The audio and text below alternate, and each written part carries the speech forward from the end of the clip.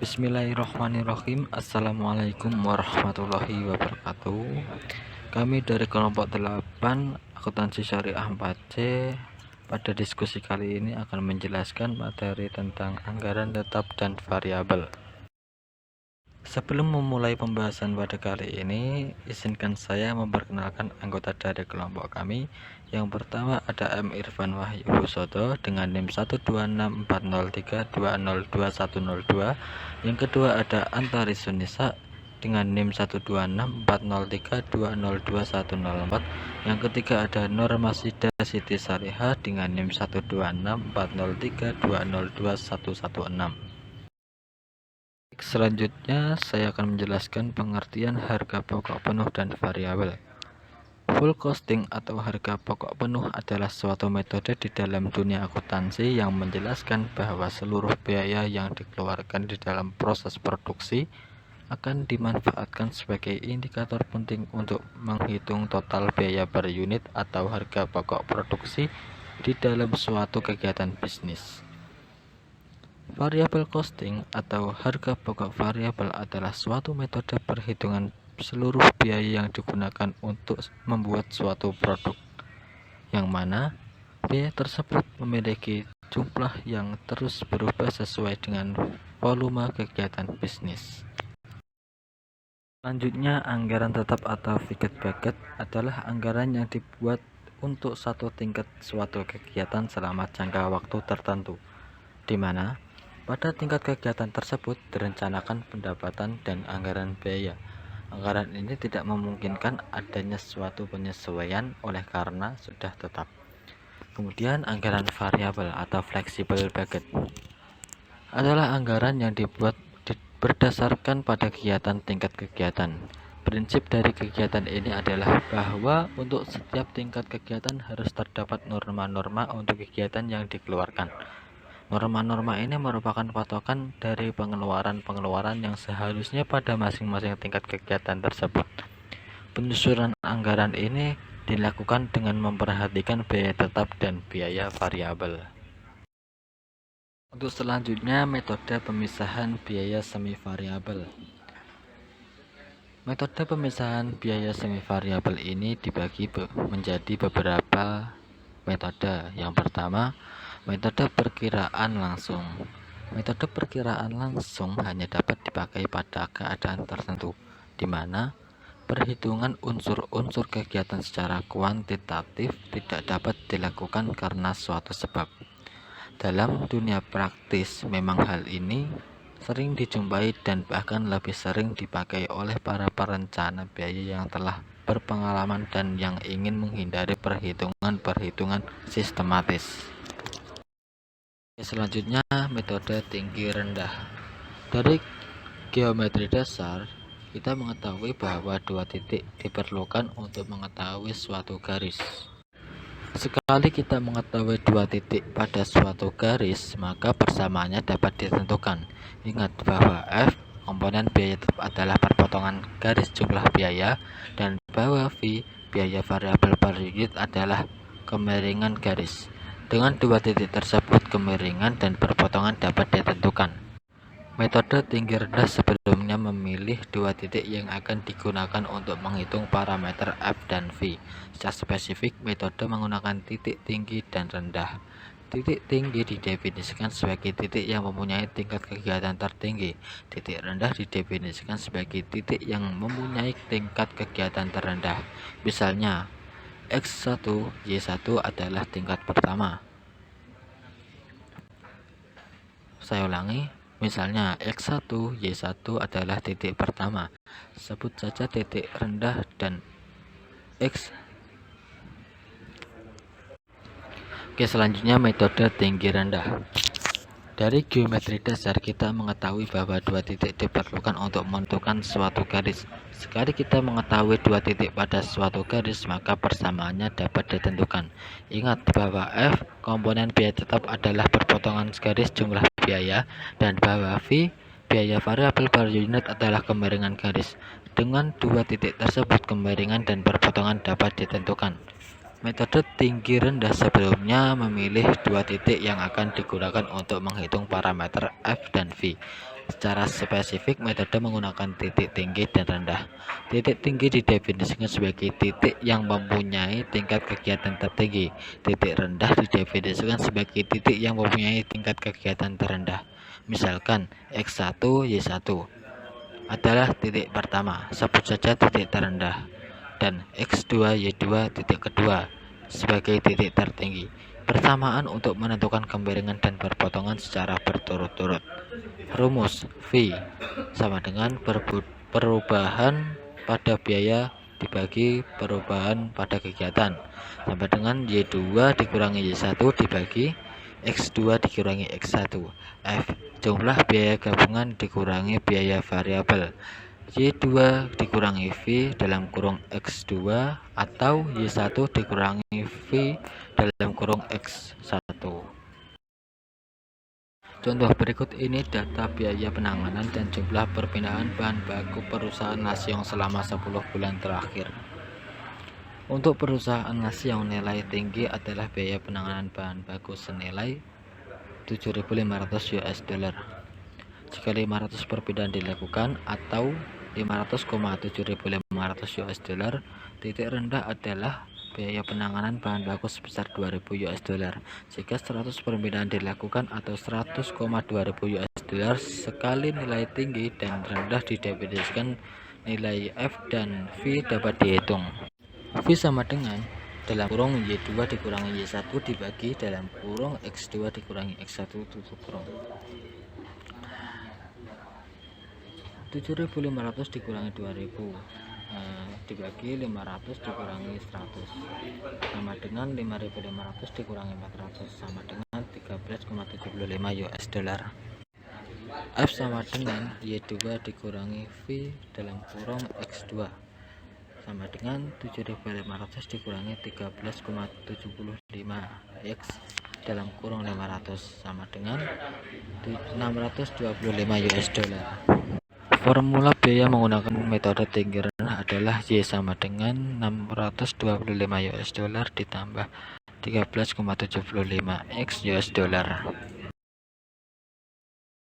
Metode tinggi rendah mempunyai keunggulan berupa objektivitas, yaitu dua orang manapun yang menggunakan metode tinggi rendah pada suatu kumpulan data tertentu akan mendapatkan jawaban yang sama. Selain itu, metode tinggi rendah memungkinkan manajer mendapatkan hubungan biaya dengan cepat hanya dengan menggunakan dua titik data.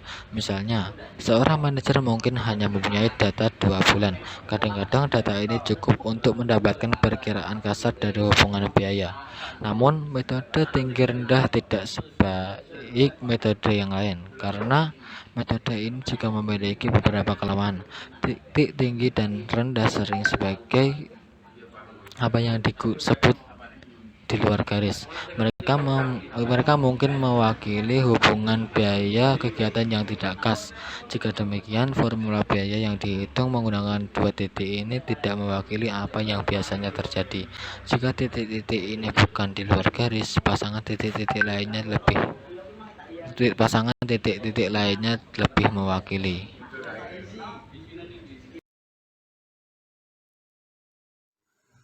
C. Metode diagram pencar. Yang pertama kali harus dilakukan dalam metode diagram pencar adalah mengumpulkan data dari sejumlah biaya-biaya masa lalu pada berbagai tingkat kegiatan. Kemudian, data tersebut digambarkan dalam grafik dua sumbu vertikal atau sumbu Y untuk menggambarkan biaya, sedangkan sumbu horizontal atau sumbu X untuk menggambarkan tingkat kegiatan. Langkah selanjutnya, membuat garis lurus sedekat mungkin dengan titik-titik tersebut. Untuk menentukan besarnya komponen biaya tetap, dilakukan dengan cara memperpanjang garis lurus sampai memotong sumbu vertikal. Titik potong di sumbu vertikal menunjukkan besarnya biaya tetap total atau total fixed cost atau TFC. Untuk biaya variabel total, dihitung dengan cara mengurangi biaya total atau total cost dengan biaya tetap total. Biaya variabel per unit dapat dihitung dengan cara membagi biaya variabel total dengan tingkat kegiatan dari biaya total yang telah dipilih. Selanjutnya yaitu contoh soal. Berikut ini data biaya pemeliharaan mesin per bulan tahun 2000 XX. Dari data tersebut, selanjutnya dibuat diagram pencar, seperti pada gambar. Selanjutnya adalah pembahasan. Dalam diagram pencar di atas, nampak bahwa biaya tetap modal berada pada titik Rp220.000. Ini terjadi pada titik perpotongan yang terjadi pada sumbu vertikal atau sumbu Y. Perhitungan VC adalah biaya total bulan Desember sebesar Rp700.000, biaya tetap total Rp220.000, biaya variabel total Rp480.000. Biaya variabel per unit sama dengan biaya variabel total dibagi volume kegiatan. Biaya variabel per unit sama dengan Rp480.000 dibagi 600, sehingga diperoleh Rp800 per unit. Dengan demikian, diperoleh fungsi biaya pemeliharaan yaitu Y sama dengan 220.000 ditambah 800X. Setelah fungsi biaya pemeliharaan diketahui, maka besarnya biaya pemeliharaan dalam bulan tertentu dapat diperkirakan. Misalnya, pada tingkat kegiatan 200 jam mesin, besarnya biaya pemeliharaan adalah Y sama dengan 220.000 ditambah 800X. Dan X-nya yaitu 200. Sehingga Y sama dengan 220.000 ditambah 800 dikali 200. Sehingga diperoleh Rp380.000. Selanjutnya, metode unit ekuivalen produk. Menentukan unit ekuivalen produksi. Setelah biaya bahan baku, tenaga kerja, dan overhead telah diakumulasi pada setiap departemen produksi, pengeluaran dari departemen harus ditentukan agar biaya per unit produk dapat dihitung. Dalam harga pokok proses, unit ekuivalen dapat ditentukan dengan rumus sebagai berikut. Untuk metode rata-rata, maka unit ekuivalen sama dengan unit selesai ditambah presentasi penyelesaian akhir dikali unit BDP akhir.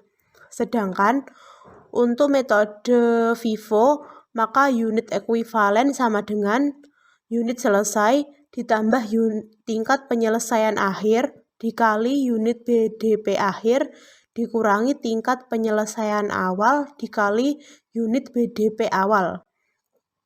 Biaya per unit sama dengan biaya BDP awal ditambah biaya periode berjalan dibagi unit ekuivalen.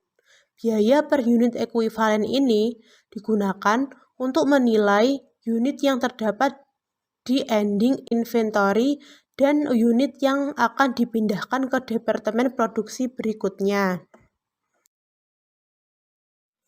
Pengertian analisis selisih. Analisis selisih adalah proses menganalisa selisih biaya yang timbul karena perbedaan biaya yang sesungguhnya terjadi dibandingkan dengan biaya standar dan menentukan penyebab selisih biaya tersebut. Biaya produksi terdiri dari 3 komponen, yaitu biaya bahan baku, biaya tenaga kerja langsung, dan biaya overhead pabrik. Maka selisih biaya produksi juga dianalisis menurut 3 jenis biaya produksi tersebut. Yang pertama yaitu analisis selisih biaya bahan baku. Analisis selisih biaya bahan baku dibagi menjadi 3. Yang pertama, metode analisis satu selisih. Rumusnya, selisih total sama dengan buka kurung harga standar dikali kuantitas standar, tutup kurung, buka kurung lagi, harga sesungguhnya dikali kuantitas sesungguhnya. Yang kedua, metode analisa dua selisih. Metode analisa dua selisih dibagi menjadi 2. Yang pertama, selisih harga bahan baku. Rumusnya, SH sama dengan harga standar dikurangi harga sesungguhnya dikali kuantitas sesungguhnya. Yang kedua, selisih kuantitas bahan baku. SK sama dengan kuantitas standar dikurangi kuantitas sesungguhnya dikali harga standar. Yang ketiga, metode analisa tiga selisih. SH sama dengan buka kurung harga standar dikurangi harga sesungguhnya dikali kuantitas standar. Atau SK sama dengan kuantitas standar dikurangi kuantitas sesungguhnya dikali harga standar. Atau selisih harga dan kuantitas sama dengan buka kurung harga standar dikurangi harga sesungguhnya dikali buka kurung kuantitas standar dikurangi kuantitas sesungguhnya. B. Selisih biaya tenaga kerja langsung. 1. Metode analisa satu selisih. Dengan rumus, selisih upah langsung sama dengan upah langsung sesungguhnya dikurangi upah langsung standar. Atau selisih upah langsung sama dengan tarif upah sesungguhnya dikali jam kerja sesungguhnya dikurangi tarif upah standar dikali jam kerja standar. Nomor 2. Metode analisa dua selisih, yaitu rumusnya untuk selisih tarif upah langsung sama dengan tarif upah sesungguhnya dikali jam kerja sesungguhnya dikurangi dengan tarif upah standar dikurangi jam kerja sesungguhnya. Atau selisih tarif upah langsung sama dengan tarif upah sesungguhnya dikurangi tarif upah standar dikalikan dengan jam kerja sesungguhnya. Untuk selisih efisiensi upah langsung, rumusnya yaitu jam kerja sesungguhnya dikali dengan tarif upah standar dikurangi jam kerja standar dikalikan tarif upah standar. Atau selisih efisiensi upah langsung sama dengan jam kerja sesungguhnya dikurangi jam kerja standar dikalikan dengan tarif upah standar. Nomor 3, model analisa tiga selisih, yaitu rumus yang pertama, selisih tarif upah langsung sama dengan tarif upah sesungguhnya dikurangi tarif upah standar dikalikan dengan jam kerja standar. Rumus yang kedua, selisih efisiensi upah langsung sama dengan jam kerja sesungguhnya dikurangi jam kerja standar dikalikan dengan tarif upah standar. Yang ketiga, selisih tarif efisiensi upah langsung sama dengan tarif upah sesungguhnya dikurangi tarif upah standar dikalikan dengan jam kerja sesungguhnya dikurangi dengan jam kerja standar. C. Analisis selisih biaya overhead pabrik.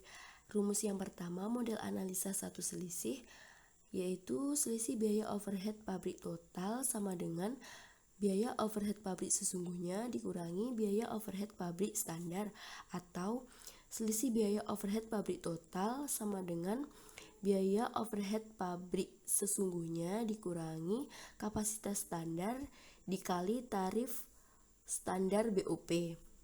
Yang kedua, model analisa dua selisih.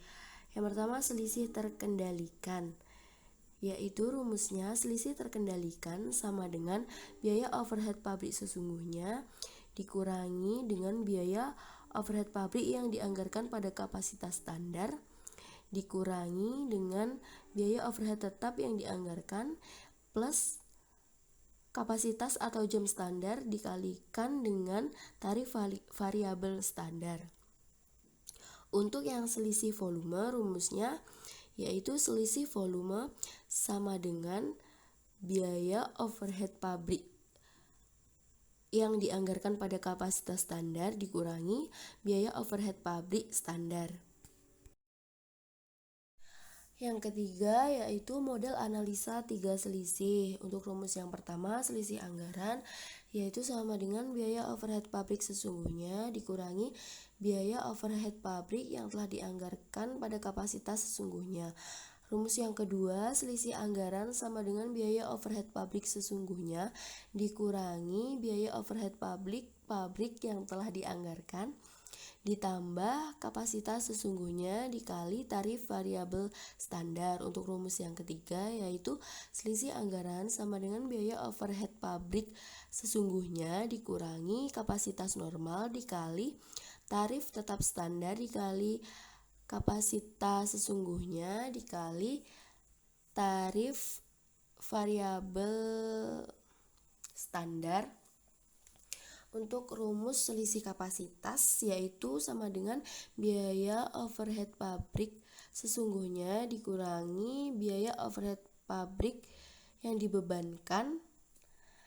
Untuk rumus selisih efisiensi sama dengan selisih efisiensi yaitu biaya overhead pabrik yang telah dibebankan dikurangi biaya overhead pabrik standar. Atau rumus yang kedua, selisih efisiensi sama dengan kapasitas sesungguhnya dikali tarif upah standar dikurangi kapasitas standar dikali tarif upah standar. Atau rumus yang terakhir, selisih efisiensi sama dengan kapasitas sesungguhnya dikurangi kapasitas standar dikalikan dengan tarif upah standar. 4. Model analisis 4 selisih. Rumusnya yaitu selisih anggaran sama dengan biaya overhead pabrik sesungguhnya dikurangi kapasitas normal dikali tarif tetap standar ditambah kapasitas sesungguhnya dikali tarif variabel standar. Atau rumus yang kedua, selisih kapasitas sama dengan kapasitas normal dikurangi kapasitas sesungguhnya dikalikan dengan tarif tetap standar. Rumus yang ketiga, selisih efisiensi variabel sama dengan kapasitas sesungguhnya dikurangi kapasitas standar dikalikan dengan tarif variabel standar. Rumus yang terakhir atau yang keempat yaitu selisih efisiensi tetap sama dengan kapasitas sesungguhnya dikurangi kapasitas standar dikalikan dengan tarif tetap standar. Manfaat anggaran variabel. Yang pertama, manfaat anggaran variabel yaitu manajemen perusahaan akan memperoleh gambaran yang lebih jelas apabila terdapat perubahan tingkat kegiatan yang dilaksanakan di dalam perusahaan. Manfaat anggaran variabel yang kedua yaitu penyusunan anggaran perusahaan, khususnya yang menyangkut biaya tidak langsung, akan lebih mudah dilakukan. Manfaat anggaran variabel yang ketiga yaitu pengawasan penggunaan dana akan lebih mudah apabila perusahaan mempunyai anggaran variabel.